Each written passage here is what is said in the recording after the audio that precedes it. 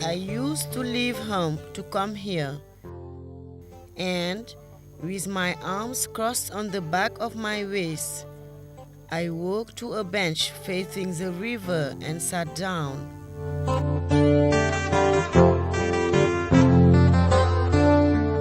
I was fighting with the obsession to jump into the water and commit suicide.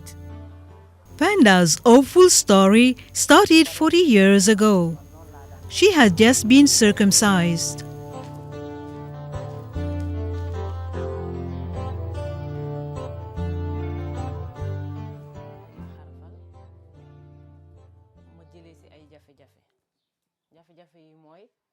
I've had a very hard life after being circumcised.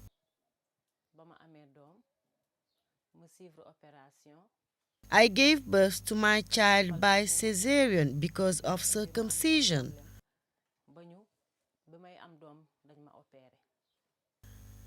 I couldn't be pregnant for several years of marriage life. My doctor, a European, told me I won't be able to have more children because of my mutilations. He explained to me that when a woman is circumcised, her tubes are obstructed. She has vaginal discharge and painful menstruations,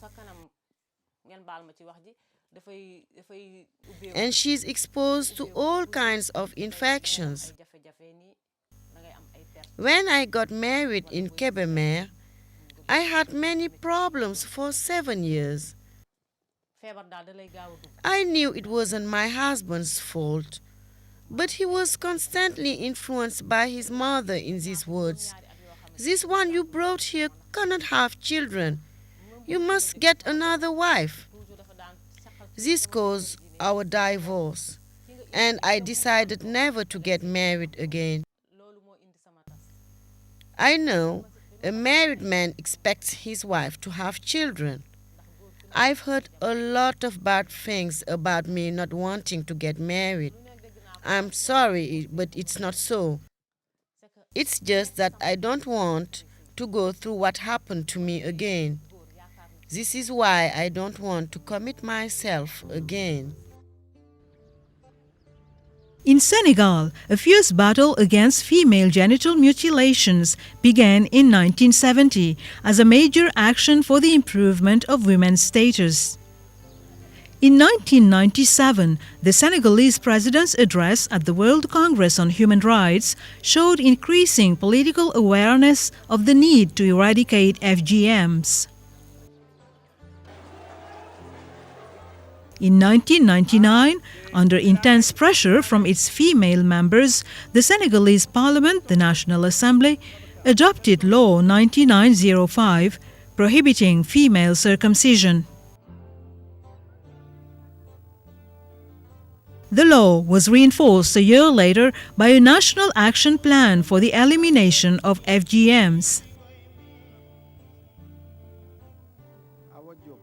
Then, in 2010, further steps were made with the adoption of a new national action plan to accelerate the process of completely eradicating FGMs by 2015. This approach, developed by the Ministry of Family Promotion, is based on human rights and community responsibility.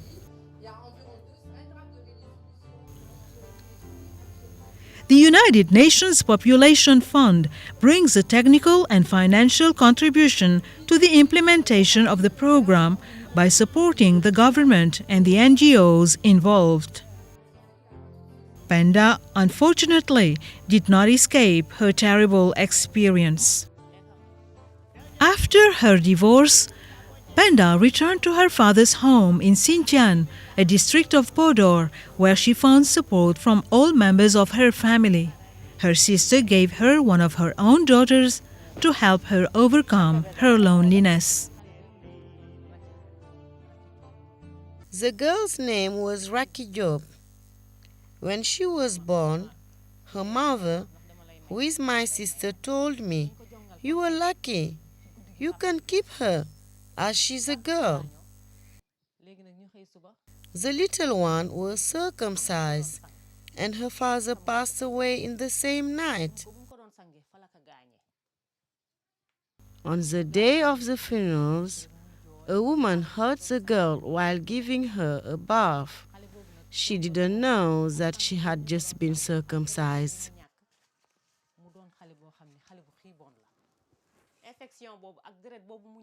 Raki was crying, and the basin was filled with her own blood.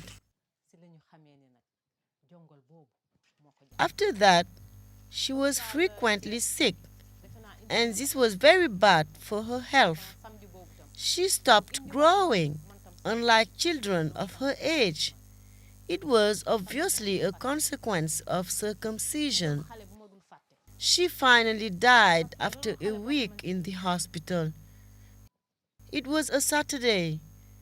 Memories of my own experience flashed back to my mind. It was a painful day I will never forget. I will always remember her. She never complained about anything. I committed myself to never let this happen again, to fight female circumcision by all means. Both stories have been a trauma, and I am not ready to go through a third experience.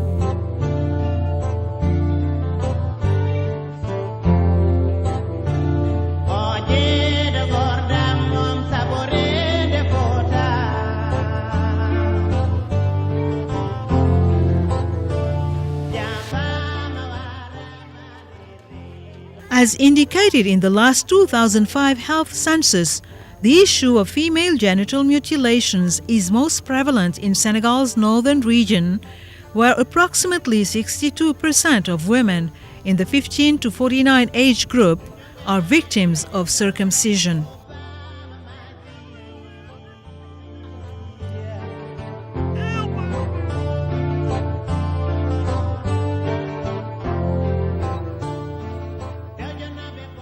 Memories of Raki still haunt Penda, in spite of the joy of having Maudo and Daba, two children kindly given to her by her sisters.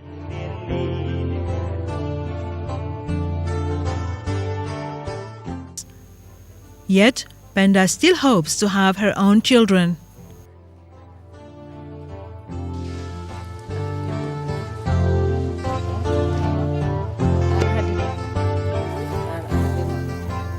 The complications during Penda's first and only pregnancy are quite common in this area. There is only one maternity center in this part of Fouta, covering 4 districts: Podor, Pété, Linguère, and Dara. This morning, 10 among the 12 patients hospitalized in the center are victims of female circumcision. Ici, les cas qu'on reçoit, hein, comme on vous l'a dit, c'est les mutilations de type 2, qui sont vraiment les plus fréquentes dans la zone. Mais par contre, il peut exister plusieurs types de mutilations. Il peut exister une mutilation génitale type 1 où vraiment c'est le prépuce seulement qu'on a enlevé. Et là, on laisse parfois le clitoris. Par contre, le type 2, c'est on enlève le clitoris et on enlève également le prépuce et on va refermer les petites lèvres. Mais par contre, le type 4, ça c'est une mutilation, ce qu'on appelle dans le jargon l'infibulation. Là, c'est une mutilation vraiment des organes génitaux externes. The last type is quite shocking, with dramatic consequences. J'ai une fois assisté à une césarienne dont la femme a été mutilée. Ce n'était pas le type 1 ni le type 2, mais c'est le type 4 dont la femme ne pouvait jamais accoucher par la voie basse. Elle a subi 3 césariennes et à la fin, on a fait une ligature des trompes à cette femme-là. Cette mutilation du type 4, vraiment, c'est vraiment marquant, ça fait mal vraiment. Toutes les sages-femmes et l'équipe qui était là-bas, ça nous choquait. But the consequences of female genital mutilations are not just surgical operations. Some extremely complex situations may sometimes lead to death. Suma doomu nijaay la woon boobu papam duggul woon enseignement léegi maam yi bu xale bi juddoo rek ñu daal di ne xale bi nañ ko yóbbu jongal ko jongal boobu topp xale bi di saigner hémorragie bi ëpp ñu daw ak moom ñu tiit ñu indi ko hôpital biñ ko indee hôpital jour boobu sax dafa tombé man ma garder man mi ci sama bopp mais bi ñu indee xale bi noonu ak kii bi xale bi finalement noonu la mujjee décédé ci suñu loxo te moo doon taawam tey bu dundoon tey war na am ay ñaar fukki at yu teg wala fanweer at yu teg. Fatou Sow was a female circumcision matron between 1989 and 2000. So was her colleague, who was also a midwife.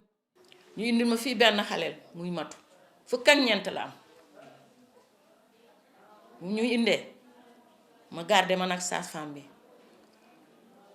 bi ñibbi këram man ma desee moom nee na ma surveiller ko waaye bu mu complet pour accouchement bi sonn naa si lool saignement bi dafa bari ba ma sonn ma woo ko ñu woo chirurgien bi ñëw après ñu ñaw ko ñu xam ne loolu jongal bii ko indi bu ñuy def moom dañ koy def ci suñu tutura ba borom dañu lay woo ba nga comprendre nga bàyyi dañu lay woo dañooy woo suñu kër ñu posé la question ba nga xam ne lii dëgg la te yenn saa yi bu ñu amee ku ñu yokk dañu lay woo ba nga taxaw ñu ne la gis nga lii moo indi affaire jongal bi kon bu duggee sa nopp boo demee di nga bàyyi waaw.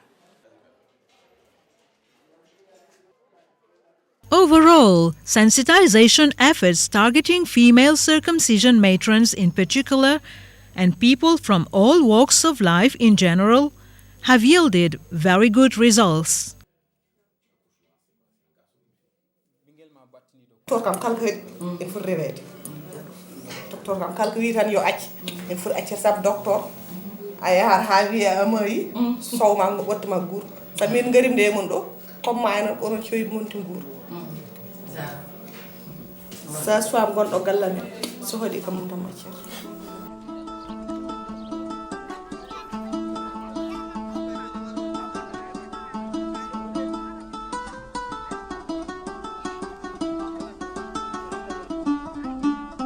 Intensive efforts for the elimination of FGMs are taking place in the village of Luge Golombe, near Fanay.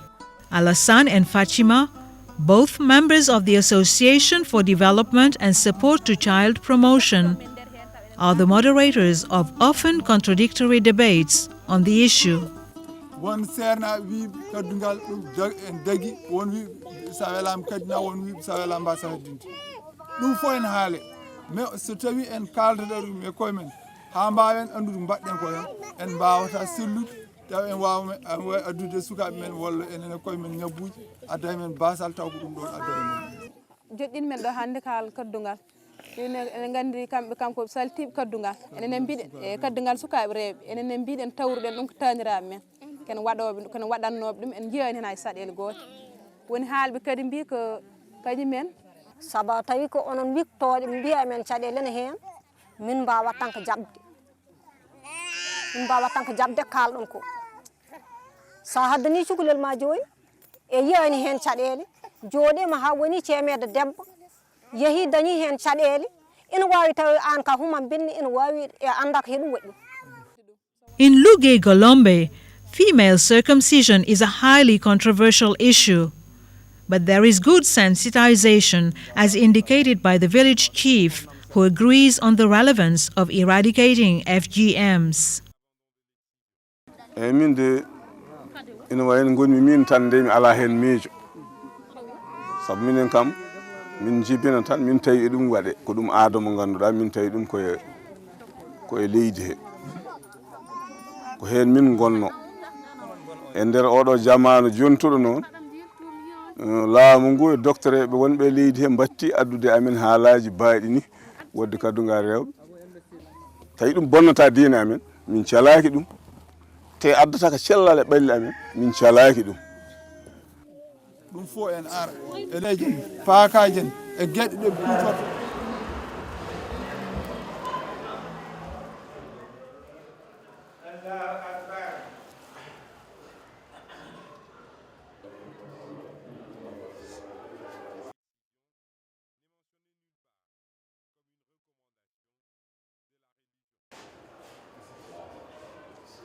diga man pelepe ato dangani ati ku hulu sik jiba farangide kiyo karti yimei ay ku sik kunu fonyai min darali alaysa bi jismi akli ku sikini fay sira garaga agam paten torno kiwa siren paten torno ati harama khama loko sunna nga siren torno haramiya. The Imam's argument is favorably received by people in the village, including Sira Danyako, who was a female circumcision matron for 25 years.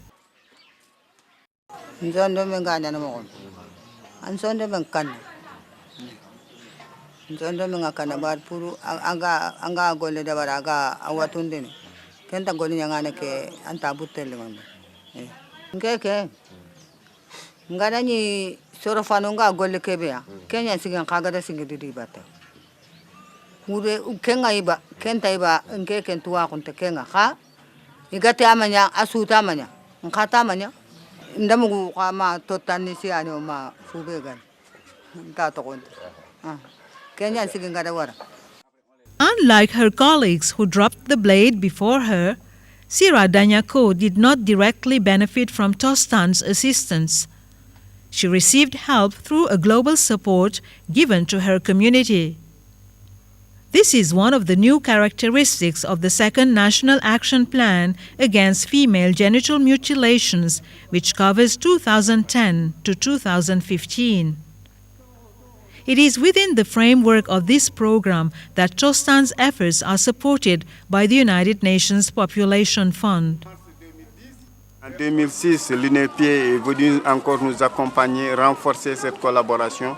Et en 2010, il y a eu ce projet conjoint qui nous a facilité le travail au niveau des régions de Saint-Louis, Matam, Tambacounda et Kolda. Et parmi cette intervention, nous avons eu à organiser 3 à 4 grandes déclarations. La déclaration de CDCB, la déclaration de Podor, la déclaration de Sédhiou, la déclaration de Kolda, et celle-là, c'est la 5e déclaration, la déclaration de Gatchari. L'excision est une norme sociale. Une norme sociale, la loi ne peut pas l'enlever d'un seul coup. In fact, since 1999, Senegalese legislation describes female genital mutilations as a crime leading to 6 months to 5 years imprisonment. People have already been sentenced by courts in Kolda, Tambacounda and Matam. Those trials triggered protests from some religious lobbies. 10 years later, it appeared this law was not enough.